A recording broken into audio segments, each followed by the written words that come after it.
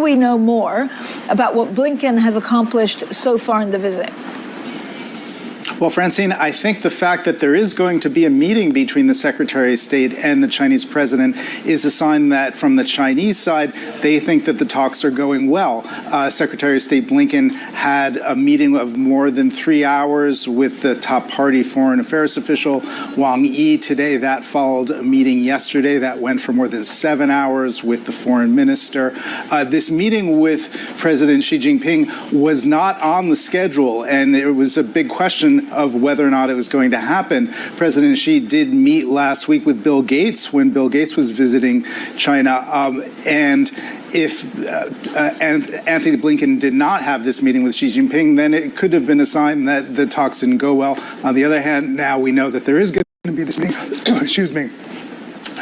So I think people who are looking for signs that U.S. and China relations are on the mend should be optimistic as a result of this. All right, we'll let you get a sip of water to try and understand exactly what Blinken and President Xi will talk at 4:30 p.m. local time, so it's about 25 minutes. I don't know whether we're expecting, Bruce, then some kind of readout on what the two discussed. Meanwhile, China's premier is on a trip to Europe, so what's on his schedule?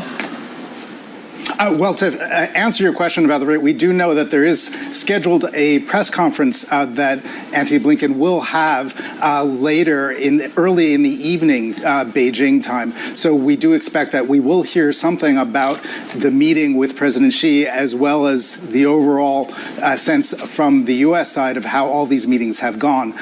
So that should be happening in a few hours. To answer your other question, the Chinese premier is on his first visit overseas since taking on this job. He's meeting with German Chancellor Olaf Scholz today. He's going to be then traveling to France, and he'll be meeting with President Macron. The Chinese have been trying for a while now to try to create a little bit of distance between the Europeans and the Americans when it comes to things like technology sanctions at China. The Chinese also are going to struggle a bit because they have to try to repair relations that have really been frayed following the full-scale invasion of Ukraine by the Russians, because the Chinese have, of course, tilted toward Moscow in that war. And so that's something that is going to weigh heavily on Sino-European relations.